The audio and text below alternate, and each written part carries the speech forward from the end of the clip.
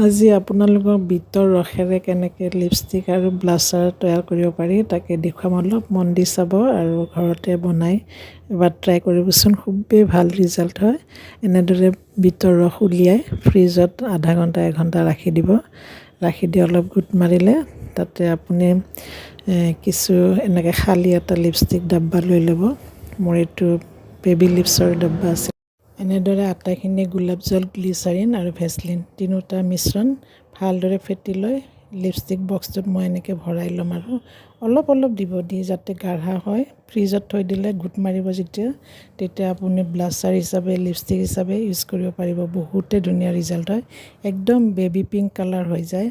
আপুনি মানে ৰাতি লগাই থ'লেও প্ৰব্লেম নাই, একো মানে ছাইড এফেক্ট নাই, যিহেতু নেচাৰেল হয়।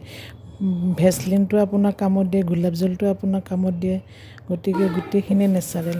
বিটৰ ৰসটোও কামত দিয়ে। এনেকৈ মই ভালদৰে ভৰাই লৈছোঁ। লৈ পেলাই মই এতিয়া ফ্ৰিজত থৈ দিম।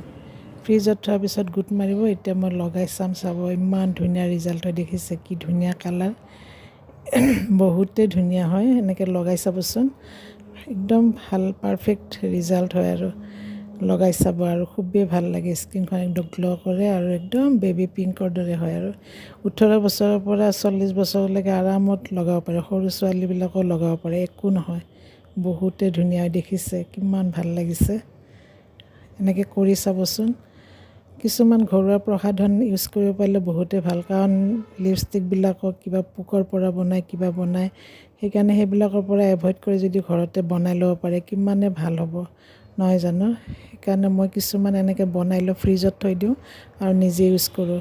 ভাল ৰিজাল্ট হ'লেহে আপোনালোকৰ ওচৰত শ্বেয়াৰ কৰোঁ। গতিকে লগাই চাব, এবাৰ ট্ৰাই কৰিব ঘৰতে।